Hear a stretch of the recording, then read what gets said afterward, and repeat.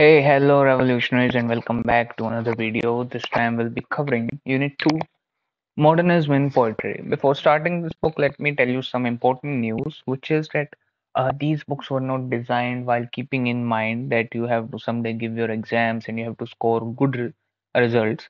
These books were designed keeping in mind that they can help broaden your mind, okay? Like they can increase the capacity, the comprehension levels of your mind.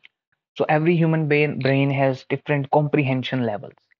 Like I have some other level of comprehension while some other guy has some other, and that's what makes a good teacher and a bad teacher. So based on your own comprehension level, that will decide how much of the book how much of the text from the book you are able to learn, you are able to understand. Okay, you are mostly understand, not learn. Learning is a cognitive ability. And this book, these books, all these books in the English honors courses, particularly I'm talking about, since I don't know about the other books, these are highly philosophical books. They are not like based on numbers, or they are not based on experiments, or like they are not full of facts or information that can be validated somehow. They are all just, philosophical, and they are something that we need to believe in. Some of these things might not necessarily be true, but it depends on what you believe and what you don't. So understanding this book, there's a deep philosophy underlying all of the text written in these English honors course books, and how much of it you're able to comprehend, you're able to understand, grasp. That depends on your own comprehension levels, comprehension skills, or comprehension ability, whatever you want to name it. So even if you do get poor marks in the exam, it doesn't necessarily mean that you're poor in the subject. It can only mean sometimes that maybe your comprehension and the tutors, the examiner's comprehension are different. Okay. See, comprehension isn't, like it's not going static, like there's level one and level two, level three, and level four, and so on. There are different kinds of comprehensions. Okay. Like you can comprehend the same text in a different way. Some other person can find some other meaning in the same text, and so on. Okay. So, the point of view from which you are reading a particular text, the examiner can understand that or can be reading it from some other point of view. It all depends on on our lives, past experiences, all the accumulated information that we have gained over the years, and the kind of environment that we've lived in, and how much of our brain capacity we can expend, how much sharp and intelligent we are. So that's what I'm trying to tell you, that even if you do get poor marks, there's nothing to worry about. Okay, you can still go on with English honors. You still could have, achieved, can, in fact, in the future as well, achieve great things in English literature as well, because literature is always philosophical. There's nothing like you have to give up an answer to a particular question, and then you can get 5 out of 5 marks or 4 out of 5 marks. So like it's in the maths, there's a particular formula that you fit in the question, and you get a particular result. The result can be slightly varyingly different, and based on that, a little bit of your marks can be cut off. But in most cases, if your answer is correct in mathematics, if your answer is correct, then you will get complete marks. But in literature, even if your answer is completely correct, it is definitely not at all necessary that you will get complete marks, because the examiner might think that you should have done it in a little different way. See, that's the point here, that in philosophy, in philosophical literature, there are several hundreds of kinds of ways of doing the same thing. But in mathematics, in science, in these factual subjects, there's only a two or three set particular methods. If you don't follow those particular methods, unless you, of course, create your own method that leads to the exact same answer, you will fail in answering that question. Okay, your answer would be wrong. But in English or in literature, in philosophy, you can find multiple number of ways to answer the same question, and still every answer could be right. So that's what I'm trying to tell you, that don't feel depressed even if you get low marks, even if you fail in this exam. It doesn't necessarily mean that you are poor in it. With this in mind, let's start our chapter. And of course, I'd like to read each and every part of it to help you explain the underlying philosophy behind the subject, because I don't think many teachers can explain that philosophy. If I'd say so myself, I'm generally, gifted in this field of philosophy. So I can help explain it much better than most other people can. I know I'm not being very humble here, but this is reality. But this time we won't be delving into the philosophy because we don't have much time, since we have our exams in June. So we'll just cover up the main parts, the important parts from examination point of view. And of course, if you'd like to read it again later on at some other point of time, because I will definitely recreate all these videos, explaining the philosophy behind the text.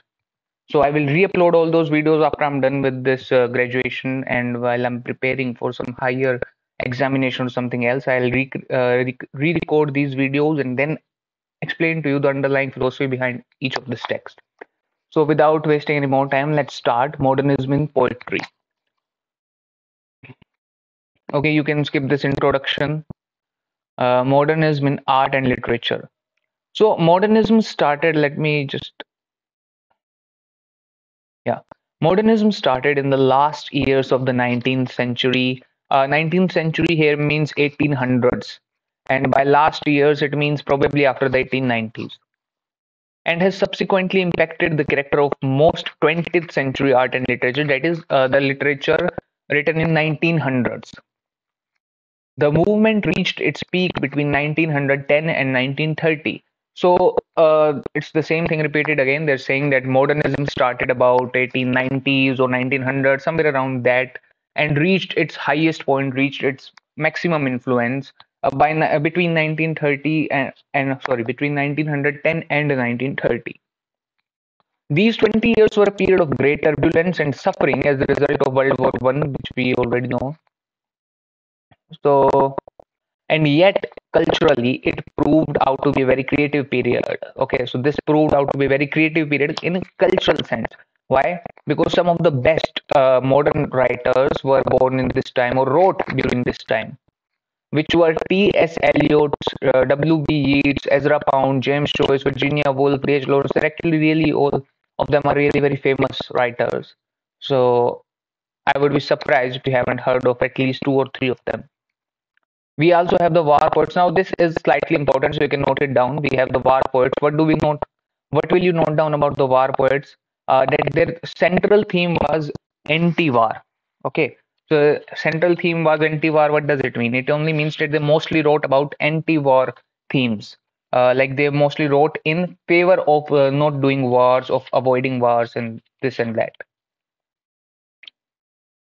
The war poets, okay, the another more important thing to be noted about in this whole paragraph is this last line now, that they had more admirers than imitators. It means that people liked their work, but they were not influenced enough to continue that work or to pick up that work as well. You may like a writer, but okay, let's take another example, that there's a writer who likes another writer. Okay, he likes reading about that writer, but he doesn't want to write like that writer. Okay, so it means that he admires him, but he doesn't want to imitate him because he doesn't think that his style would fit very well with the audience, or maybe it will be a huge hit, or maybe he or she just doesn't simply like to write in that way, in that kind of manner.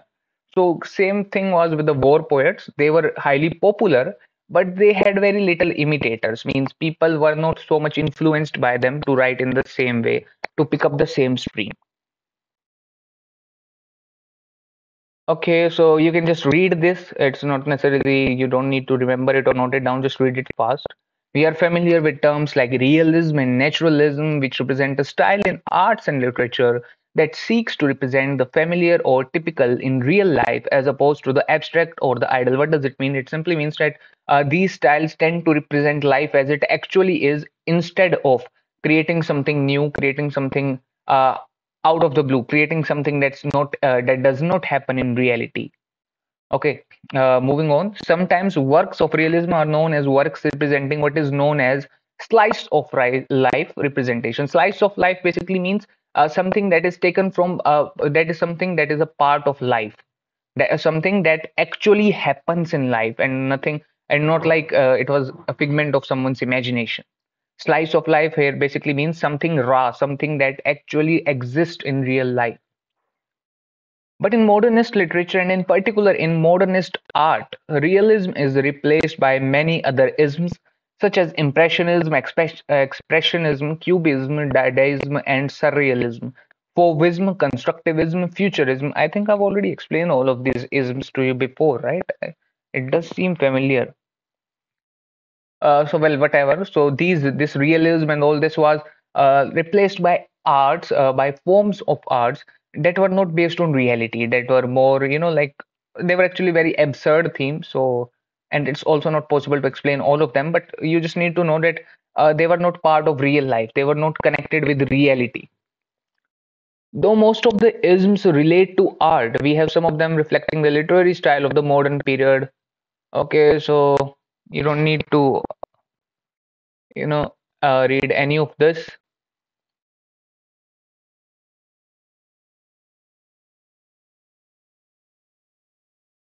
No, no, no, no. My audio is working fine. I'm just trying to read what's important and what's not.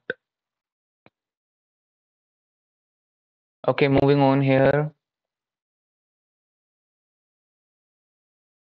This one line here is important. In fact, more important is this little bit here. Stream of consciousness. Okay, so you must know what stream of consciousness is, since it's very important and part of modern literature.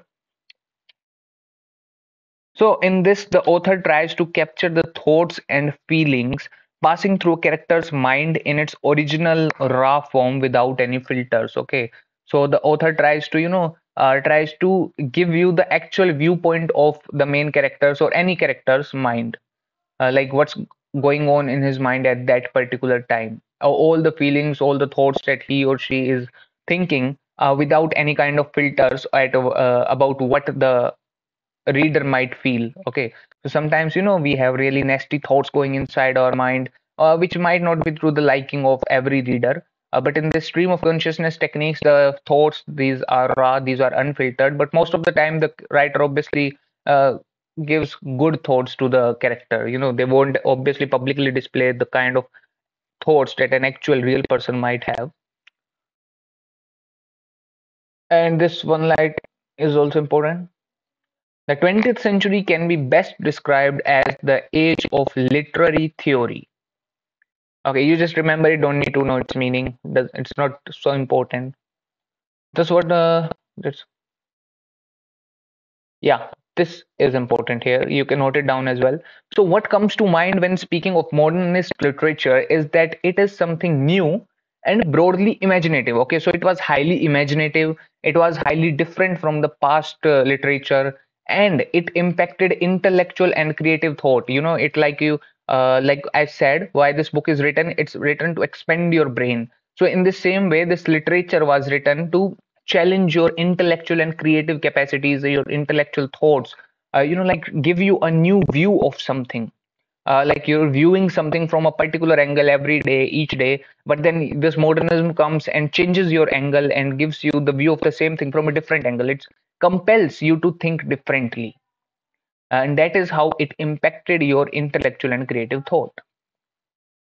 It's also written here, this is its second characteristic. So, in a nutshell, I'll explain what modernism is to you. Modernism is anti-tradition, anti-realism, and also neo. So that's not neo. That's neo-modernism. Yeah. So modernism is anti-tradition and anti-realism. Anti-tradition means that it was different from the traditional literature, which is obvious since this has been already told to so many times. It was anti-realism. It wasn't based on real life situations. It was more like fictional, more imaginative than real. It was constantly experimenting with new forms, so it was very experimentative. So to define modernism in a nutshell, these three terms you need to remember: anti-traditional, anti-realism, and experimentative. This is what modernism is. Okay, so moving on, characteristics of modernism with reference to modern poetry. Now we're going to apply our knowledge of modernism into modern poetry. What makes for modernism in art and literature, even in our daily parlance, when we say someone is modern, it means that he or she does not wholly subscribe to traditional beliefs. So, in our layman language, modern, being modern means that he or she breaks off from the traditional path and tries something new, tries something different. Like in our tradition, we used to wear long clothes that would cover most of our body, especially for girls. But now, whenever girl is wearing short clothes that shows off most of her bare skin, we term her, like in a very healthy way. If you say, you term her as modern. There are, of course, so many nasty words that you can use, but let's imagine that you comment on her wearing in a very healthy, in a very positive manner. So you will say that he or she is modern. Okay. And what do we actually mean when we say he or she is modern? That is, he or she is not doing the same thing as we used to do in the past. He or she has done something different, something that is not usually done, usually seen. Now, this thing can obviously be good or bad as well. That depends on your own point of view, of course, and your own personal feelings. But this is what means when you say someone is modern. It also means the person is daring and desires to be different. Yeah, of course, this is, I mean, that's another thing, that a person can be shameless as well to be different and this. From the accepted practices and norms of the day. I mean, I honestly do believe that there were some practices in our past culture, that were not so good. Okay, that were like, kind of that needed to be removed. But then there were also so many good practices as well. Nowadays, all the girls, like, every girl you find on Instagram has an OnlyFans page somewhere.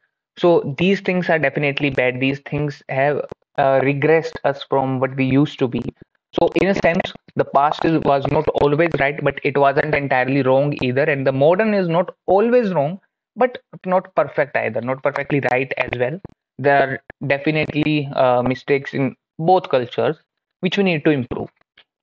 Modernism or the modern movement was built on the catchy slogan, make it new. Okay, this one is here is not important. Uh, then this is important, very, very important. Elliot up to here, okay. So in no up to here, so you can write this down as a note. And what will you write? You will write T.S. Eliot's Wasteland is a good, or you can say is a perfect example of modern literature, modern poem more specifically. Because this has been referenced to many times in the book, and I believe that this is a very suitable, very perfect fitting example for modern poetry. Modernism did not Okay, so modernism did not stop with the 1930s, but continued through the 20th century. So it's not like, yeah, we've read so many times previously that modernism ended by about 1930s. Okay, so you must be wondering now that we have already covered that modernism ended by 1930s, and then by 1945s, even postmodernism had already started. Then why are they saying that it continued throughout the 20th century? Okay, I mean, they didn't specifically use the word throughout, which they should have, but through here obviously means the same, that it continued through the 20th century, through the whole of the century. But if one thing already ended by 1930s, then how can it continue until the end of the century? So when that's why I'm trying to tell you, that's why I keep on saying that this is very philosophical. Okay, it's very philosophical. It's not like mathematics that 1 plus 1 is equal to 2. In here, 1 plus 1 can be 2, and sometimes it can be 3 as well. So you need to understand the meaning behind it. So when we say that it stopped by the 1930s or it ended by the 1930s, we mean to say that most of its influence or most of the culture had ended.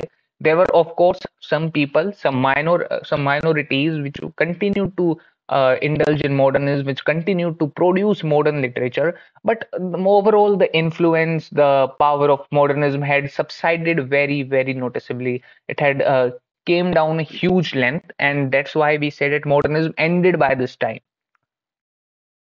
Okay, uh, so a better word should have been declined or started declining progressively, very progressively.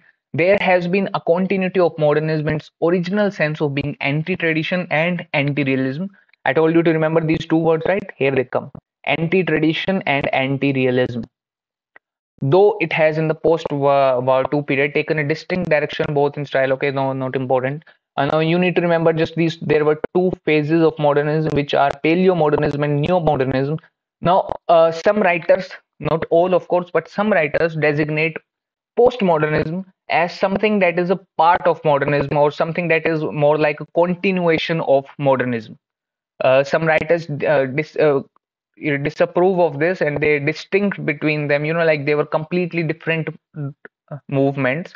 But some writers are of the view that they were a part of the same movement, just in two different ways. Okay, like they were like part one and part two, like Bahubali part one and Bahubali part two. Okay, like this way. So that's why this writer here, who is this writer here? I don't know. Maybe just this book says at least. Yeah, Frank. This writer here, it is. They have given the name. So Frank Quermode is one of the people whose view is that modernism is divided into two periods, which is Paleo-modernism, that is the actual modernism from 1910 to 1930s, and then the Neo-modernism, also known as postmodernism. Those people who started writing after the 1930s. Okay, in this case, the interwar period is also taken into account within this time frame. So this writer is saying that postmodernism had already started by 1930s, though at a very small scale. Okay, and he names some of the paleo-modernist writers, some of the that is the modernist writers, which are T.S. Eliot, of course, whose poem The Wasteland is, I told you, a perfect example. Then James Joyce, Ezra Pound, D.H. Lawrence, and W.B. Yeats. Okay, moving on. So no. You don't need to remember this at all. Distinction between paleo-modernism and neo-modernism. You do one thing. You just read them three times, and that's all. Don't remember it. Just read it three times. All of this. Yeah. So here it comes. Modernism is thus anti-traditional, anti-naturalism, and anti-representationalism. Okay, you don't need to remember this either. Just this one. Like I told you, just remember anti-traditional, anti-realism, and there was one more thing, experimentative. Here they say the best way to define modernism is to signify its constant attempt at experimentation. Blank verse, eternalism, anti-representationalism in art, fragmentation, and stream of consciousness here, very important. In a novel where the outcome of modernism. Let me give you something more about. Ah, so okay, writer being okay here. This is important here. Another again to explain all this paragraph in a nutshell, I'd tell you that modernist poetry is based on we can't say modern poetry, because modern will be assumed to be used in a different sense then. So we'll just say modernist poetry, modernists poetry, or you can say modernism poetry is based on connectiveness between the author and the reader. It's written in a manner that makes the common public easily understand and connect to it. Emphasis on moral and official values. Okay, so when I say that it makes the reader, like easily connect to it, when it makes the common public easily understand and connect. So I don't exactly mean that the words are so simple. They're really easy to understand. Okay, the words were in fact very hard. This poetry is in fact termed as complicated poetry. But once you get to understand it, once you get the grasp of it, then it's able to connect with you very easily. Okay, it's more like like you're thinking of a particular song and then suddenly someone around you start humming that song. So it's like that. At first you don't very really understand what they're trying to talk about in the poetry, but when you get it, you sort of suddenly connects to it like snap, like uh, like it reverberates the very same things that you were thinking. For example, in the 19, the writer asks about where the experience of life is common to both reader and the writer. Okay, so they're saying here that in this novel, the writer shares experiences with the reader that is both common to the reader and the writer. Similarly, in poetry, as in novel, the focus was on morals or ethical values. So in these poems, they try to enrich moral and ethical values into the reader. Now, these values are obviously easily understood by others. So, if I tell you that honesty is the best policy or you should be honest, that will easily strike with you. Okay, you will easily understand it. Yeah, that what this person is saying, it's right. Yeah, it's a good thing.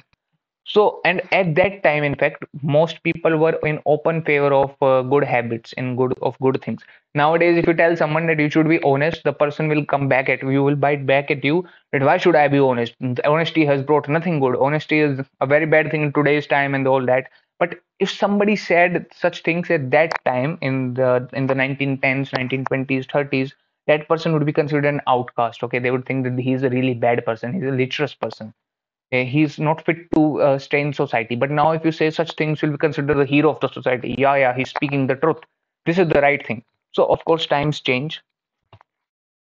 But at that time, these things, these moral and ethical values, these were the kind of things that really connected with the reader. So imagine that today I write a novel where I tell people that this whole world is full of selfish people and you shouldn't trust anyone. This nobody in this world should be trusted, not even your own parents, only your own success and hard work can bring you happiness and this and that and that.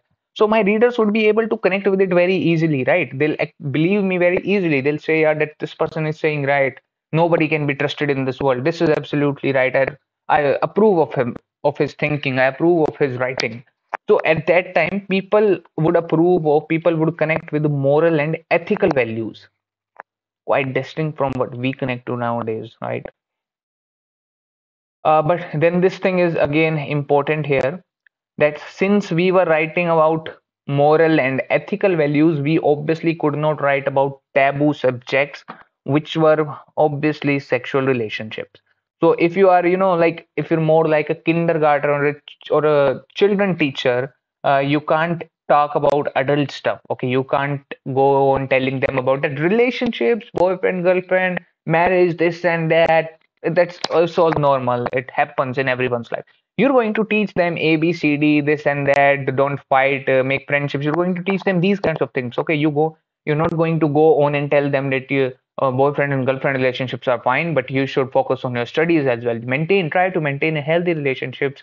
Use protection while doing this and all that. Okay, you're going to talk about these things with someone older. Okay, like some adult guy or someone who understands these kinds of things. So when you're talking about morals, when you're talking about ethics, you're not going to talk about taboos. Obviously, it will be hard for you to imagine that this would be that these sexual relationships and all that would be considered a taboo. Taboo is something that you shouldn't talk about, or that is considered bad. When you talk about something, it's considered uncultured, bad, and all those kinds of things. So this was a taboo subject that they were not supposed to openly discuss, openly talk about, because otherwise the person would be thought of as very shameless, very uncultured, very uncouth.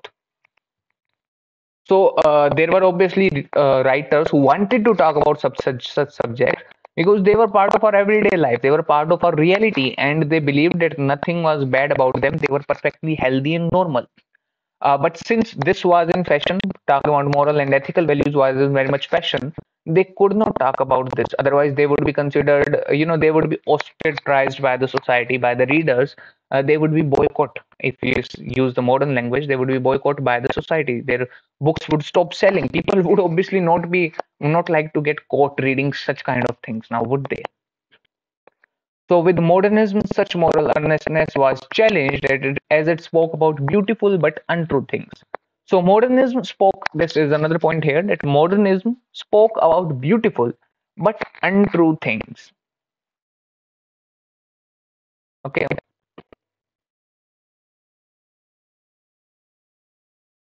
Yeah, another important feature here is this, and poetic literary criticism and poetic creation. So they, kind of mixed both things. They kind of mixed literature and poems. They used both of them. They also used the literary criticism, that the criticism, the things that they were told they lack or they should make up for. They used that and even mixed it up with their poetic creation with poems. Okay, so here it is. Yeah, here it comes. Complexity is yet another aspect of modernism. Now, by this, we do not specifically mean modernism. I believe, at least I believe, that by this we mean, to point it out directly, we mean modernism or modern poetry, modernism poetry. So they're particularly talking about poetry here. That this poetry was very complex, not difficult. Like I previously said, was wrong, I believe, if I use the word difficult or hard to understand. They were more like, complex. They were complex. They were definitely hard to understand, but not hard in that way. Hard in which way? I mean, hard like using such words which people were not able to understand. They were just kind of complex, like using simple words, but you're not able to actually understand what it really means. More like you read nowadays, you read some quotes. So the quote obviously uses simple everyday layman language, but but some people are not able to grasp the meaning behind the quote, right? Some people take the meaning to be something else, some people take it to be something else. So in this way, they were very complex. So modernism poetry was complex. It could have different meanings, or it was really hard to comprehend the meaning behind the poetry. Accepting obedience, loyalty to authority, and even ideals like patriotism, etc., etc., which were valorized by earlier centuries, became questionable ideals. Now, this is important here once again. Okay, so this, yeah, wait, I thought it was a highlighter. Okay, I just used draw. Became questionable ideals. What? So imagine that you've been told, yeah, I mean, of course, you have been told all your life that masturbation or these kinds of things, watching this and watching that kind of things, they're not healthy things. You shouldn't ever talk about them. You shouldn't ever do them. You shouldn't ever see these kind of things. You shouldn't ever discuss them. Okay, like this is a taboo. You've been told this your whole life, like until you were obviously 10, 12, 13 years of age. You weren't allowed to discuss it even with you. You couldn't discuss it even with your friends up to some point of time. But as you started growing up, you started realizing that these things which have been kept away from us, which have been kept as some kind of heavily guarded secret, they're actually very normal and like part of your life. They are an undeniable part of your life and undeniable truth of your life. So, in the same way, like when you start growing up, you start questioning these ideals. That is it really? Should I really not talk about these things? Is this thing really that bad? Is this thing harmful to our society? You start questioning these things. Like when you were a small child, I remember it myself. I'm telling you all this from my own personal experience, okay? Since I don't know much about what other people think or do. So, like when I was small, I used to think that my father knows everything. My father is the smartest, is the most intelligent person in this whole world. There's not a single thing that he didn't know about because my knowledge was very limited, and he had obviously quite easily, quite normally surpassed my knowledge. He obviously knew everything that I did. I'm talking about the age of 7, 8, or 9, or up to 10 maybe. And since, of course, my father is a really smart guy, it's already too much. So the thing is that I was saying that up until even 10 years old, 11 years old, 12 years old, I used to even tell my teachers that there is nothing in this world that my father doesn't know about. He knows about everything. Because I saw it myself. I would notice that no matter which word I try to ask him, he knows the meaning of that word. He knows everything about all my books. He knows about all of my subjects. So he has to be the smartest person in the world. But then as I started growing up, there was one incident. I asked the meaning of a word from my father. He didn't know it. Then there was second incident, there was a third incident, of course, over a long period of time. But after these incidents, one thing started coming into my mind. I started questioning my ideal. I started questioning this ideal that is my father really all knowing? Is my father really that omnipotent, omnipresent being that he knows who knows about everything? There's nothing that he doesn't know about. Okay, and as I started growing up even more, I got into bigger, higher classes, then there were even more things that my father did not understand. So I realized that something that I have been thinking my whole life was an absolute truth, was a universal truth. It turned out to be something quite more like a facade. Okay, so it wasn't true. It was very questionable, which I should have done obviously before. But this is what happened with these people.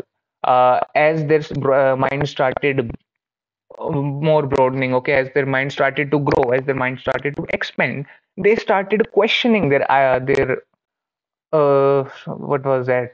Their ideals. Sorry, they started questioning their ideals like patriotism. Is patriotism really that important? Do we really need to be patriotic? Is patriotism something that everyone should have, or not being patriotic enough is a shameful act? Okay, adherence to Christianity was it's this one is really important because before this, people were, like strictly, very, very strictly cutter. They were highly religious. Okay, they could not take even a single word against their religion, especially Christianity. Like since we're talking about the British people in here, so they were highly religious. Anything against the church, anything against anything slightly blasphemic, was supposed to get you into real trouble. Most of the time it was a really, really cruel punishments. One of which was quartered, like literally cutting you into four pieces, literally. So people were highly religious at that time, but over time people started questioning this, that is Christ real? Does Christ really exist? Is there, I mean, did Christ really exist? Is there really any God? Or is there really any hell or heaven and all that has been said in the Bible? Is it really true? What's the proof? How do we actually know it? Okay, they started questioning it. And hence, modernism is characterized by various experiments of form. Now, once you start questioning your ideals, what comes next is naturally experiment. So, once you start realizing that something is wrong, what will you do? You will try to experiment with that thing. You will try to check if it really is true or it's just a figment of your imagination. Once again, you're trying to just, you're seeing things that shouldn't be. So, once you start to know that, like let's say that you end up in another world where fire does not burn. So you mistakenly passed your, like for the first time in that world, you mistakenly passed your hand through fire and it didn't hurt, didn't do anything. So you start questioning your idea. Okay, you start questioning this thing that fire always used to burn, but this time it felt like fire didn't burn. So you will try to, experiment with it, right? You will try to move your hand over the fire a little slowly this time. And when you realize, okay, that it doesn't burn again, then you'll do another experiment. You'll maybe try to hold it longer in the fire. And then when you realize it again that it does not burn, you'll do more similar experiments. This is what I'm trying to say, that you'll experiment with these. Okay. So once you start questioning your ideals, the next thing that comes is experiment to confirm it, to confirm that theory. Okay. So this is what happened. So after, so why did modernism came into existence? This can be an answer to your more very important question. How did modernism come into existence? So the world wars, World War One, World War Two, and the Industrial Revolution, they made the people question their ideals, and this led to people experimenting to validate their theory, to prove or disapprove their ideals. So this was a major reason why modernism came into existence. Okay, so moving on now. Okay, so rest of it is not important. Okay, now this is important. Relationship between modernism and tradition. This is very important. If we closely follow the characteristics of modernism, it will be evident that there is a paradoxical relationship between modernism and tradition. Okay, just mark this one. Mark this one. This is very important. I don't think it will be really important from an examination point of view, but since this whole book is mostly based about these kind of things, this is a very important point, very relative point. So, what was I saying? First on, let me quickly tell you what are the features of modernist poetry. These are breakdown from past traditions, a relationship between reader and writer, experimentative and questioning, full of complexities and hard to understand. These are the main points of features of modernist poetry. Now moving on to relationship between tradition and M. M here obviously stands for modernism. Paradoxical. So what does paradoxical mean? Okay, so for those who don't know what paradoxical means something that appears to be true but is not. Okay, like something that appears to have some meaning but has some different meaning. You know what? I'll just search it up right here. We'll just quickly look at what paradoxical really means. Here it is, as a logically self-contradictory statement or statement that runs contrary to one's expectation. Like a self-contrary statement. Okay, yeah, something that contains two opposite things. Something that means something but is actually something else. Like sometimes more is less. This is a very good example. That sometimes more is less and less is more. Okay, sometimes less is more. So imagine that.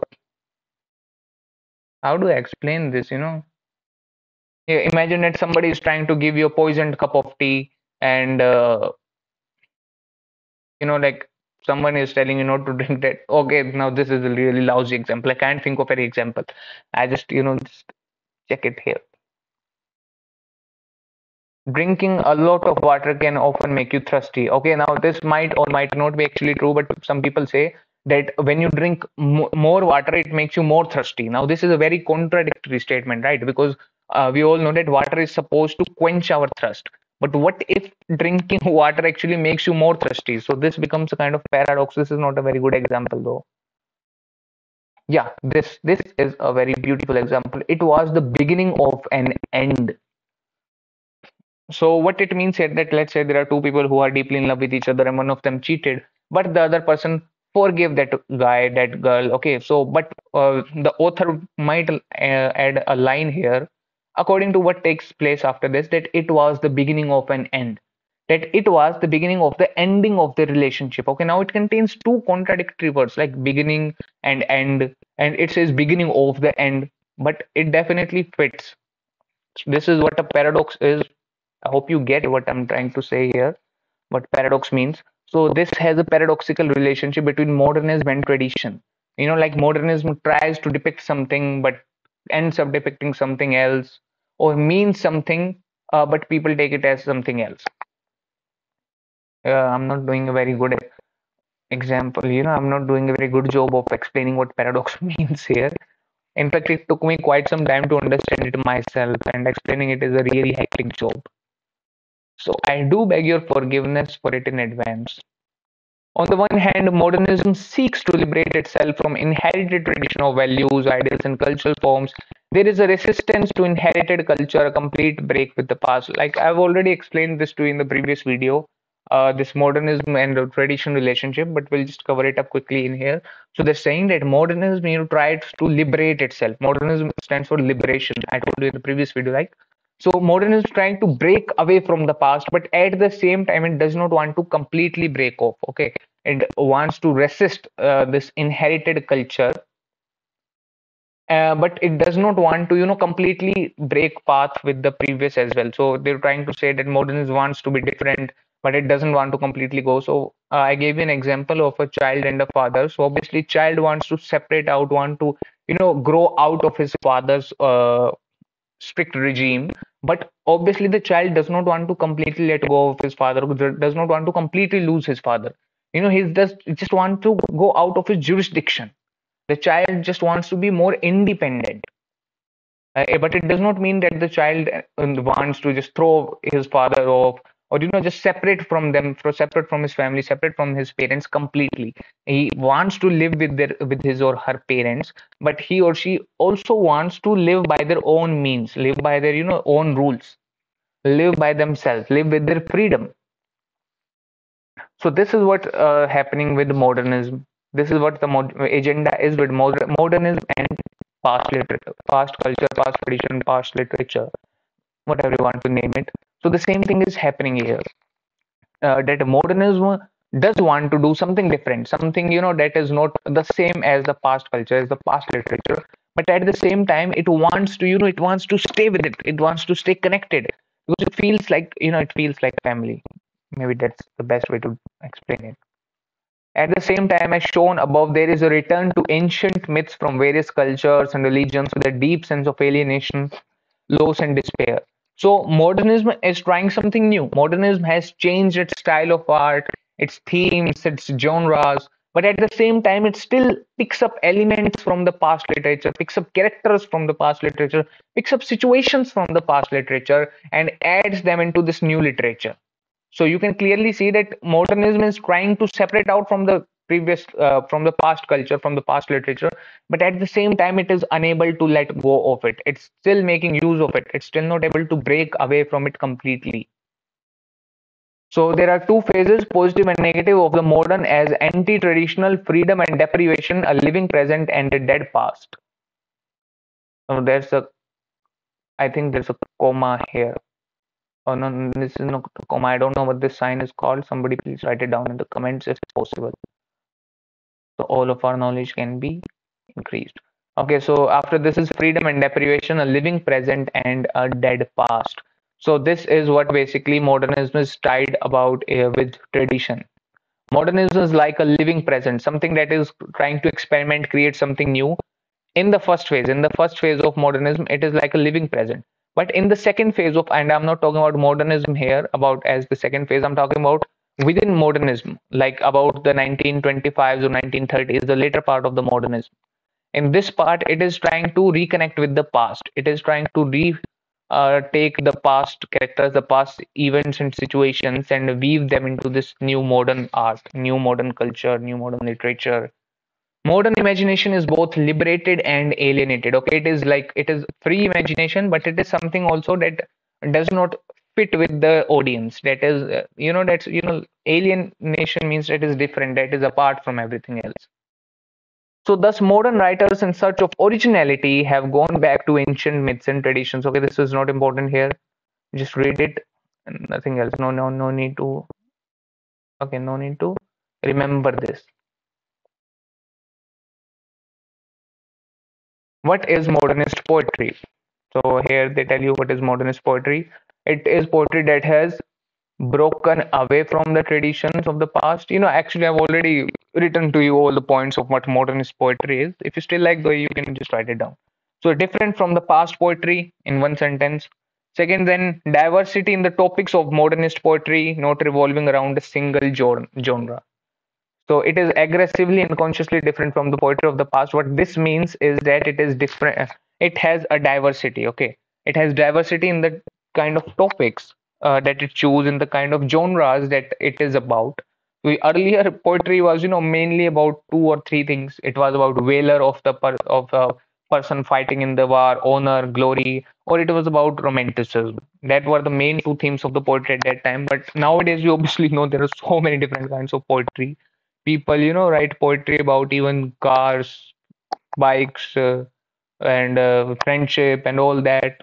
Earlier, there were not too many poetries about friendship. They were mostly just these two kinds of genres: honor, glory. Honor and glory, they're both in the same category. Or being romantic, the love, lust, and all these things. All of modern poetry does not hang as one united movement, but is characterized by a building diversity, means the same thing.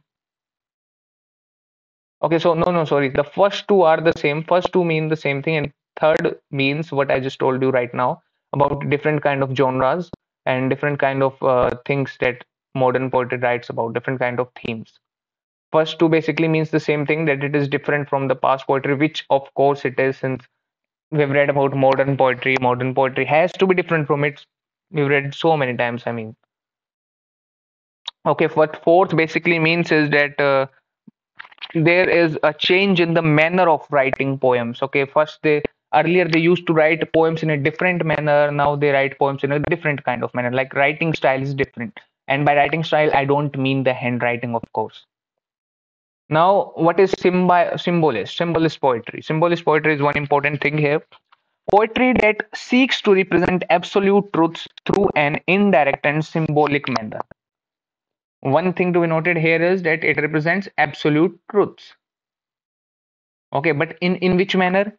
In an indirect and symbolic manner, like it symbolizes something. Okay, like light can symbolize for a ray of hope, a ray of hope. Okay, like sunlight. Sunlight can symbolize. Why does this keep happening? Sorry. So sunlight can sometimes symbolize in a poem for a ray of hope. Okay, something that brings in new hope. Dawn can be can symbolize for new something, like some new event, some new big situation about to happen. So this is what symbolist poetry is.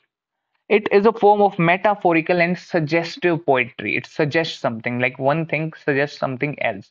One thing symbolizes something else. Like a rose can symbolize undenying love for someone. Rose can symbolize love in symbolist poetry, or a looming figure of the Death Reaper can represent impending or short-coming death, something like that. Like one thing represents something else. That's what symbolist poetry is. Now, symbolists endowed objects with symbolic meaning. Example: an emotion is not directly expressed, but rather a description of a place that stands as an equivalent of that emotion is employed to express that emotion. In simple terms, what it means that an emotion would not be directly said that this man felt this, or that person felt bad, or that person felt good. In fact, something, a different description would be given, that that person felt like he was walking in this or in that, to explain what kind of emotion he was feeling. Okay, whether he was feeling good. The man felt like he was walking on, I don't know, on lava, or on hot stones or coals. The man felt like he was walking on coals, maybe. So felt, where it obviously means that he wasn't actually walking on coals, but he felt. And what do you mean by he felt like he was walking on coals? So this definitely symbolizes, this definitely signified that he was feeling really bad or really hurt. By walking on coals, the author is trying to signify that the person felt very hurt or very bad or very depressed. So this is an example of symbolist poetry. Okay, now moving on. Here it is an example of. Okay, now I think we missed one thing about here. Yes, objective. Objective correlative. You need to understand the meaning of this word, objective correlative. So, expressing emotions through a set of objects, situation, or chain of events which are related to that particular emotion. This is what objective correlative means. So, I'll repeat it again. Expressing emotions through a set of objects, situations, or chain of events which are related to that particular emotion. Yeah, now with an example of modernist poetry. So, like I said, the perfect and most beautiful example of modernist poetry would be T.S. Eliot's The Wasteland. Okay, now they have told us something about the wasteland here, and I think they've given the whole poem as well. No, they haven't, of course. So, this will end our chapter, I believe. This is with the last word. Example of modernist poetry, which is T.S. Eliot's Wasteland. One thing before that, I'd like to tell you that modernist poetry is a difficult bit of poetry since there is heavy symbolism, and instead of long explanations, everything is replaced by lots of imagery and symbolic objects. Now, this is a reason why I said that modernist poetry is complex or difficult poetry. Like I said before, it's not about the words, but it's about how you write it. They have used heavy symbolism in this, which makes it hard to understand. The Wasteland by T.S. Eliot is a perfect example of modernist poetry. And now let's read what the wasteland is about, or what are the features of the wasteland. The poem is written in a shifting style, moving from one woman protagonist to another woman protagonist. Okay. From women of low class to women of high class or middle class. There is also a shift from wealthy class to lowly class, are the same thing. So what I'm trying to say here is that it depicts the interactions and conversations between women of different class and social statuses. One thing is common, however, between all of them, which is what? That all the protagonists are characters from the old literature. Okay, nobody is a new character or character from modern literature. All of them were characters, even though Eliot was a modernist writer, he took all of his characters from past literature, from which modernism was trying so hard to break away. So still Eliot, this is what they said, that modernism wanted to break away, wanted to liberate from the past, but did not want to completely cut off its connection from the past. So this is depicted through Eliot very beautifully. This is depicted through Eliot's poetry, that Eliot himself, being a modernist writer, chose to take all of its characters from the past literature. Ironical, right? One thing this here are characters from the old literature. This shows the author's appreciation and admiration for the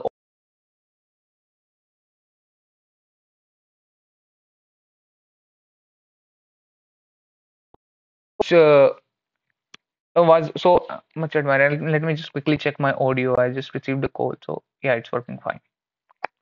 Yeah, so this clearly shows how much the author appreciated, the author admired the old literature.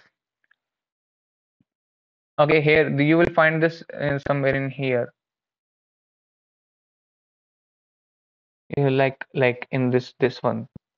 So what I just said, but I just told you the sum up of all this and this one as well. So this was the sum up of all of this.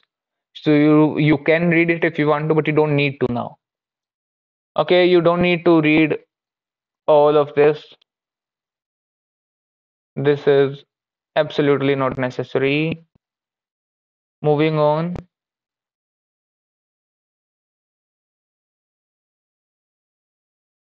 Elliot Wabden. Okay, now I'll tell you the sum up of this one now. This is important.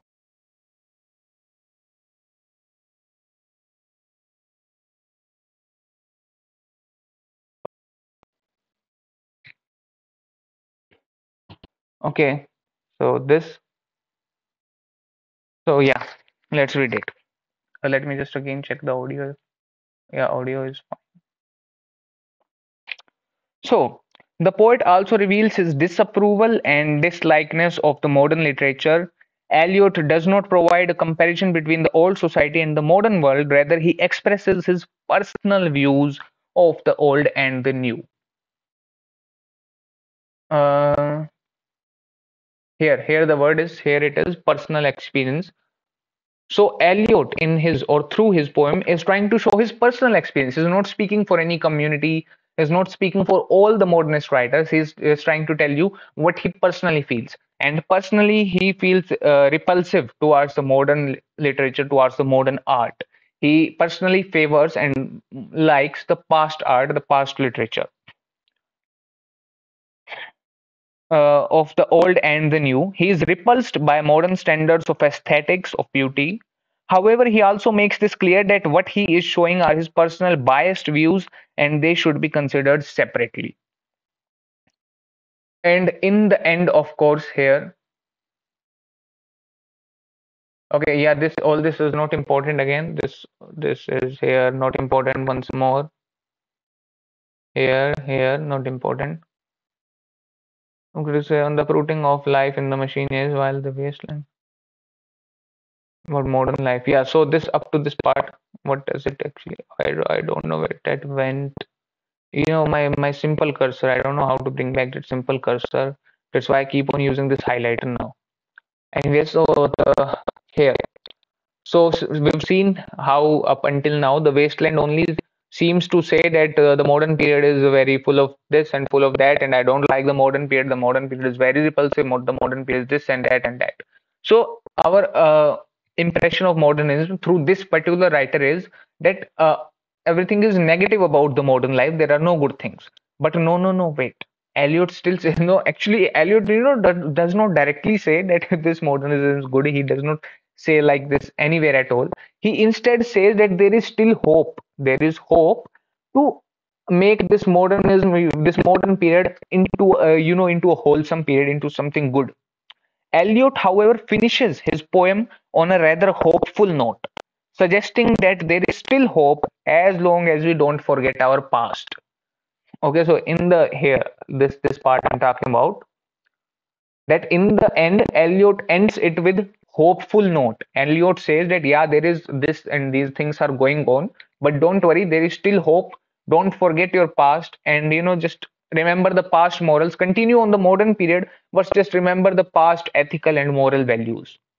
Okay, he's like more like saying mix up the modern and the past and create a better era that has the good points of both the past period, the past culture, and the good points of this modern period as well.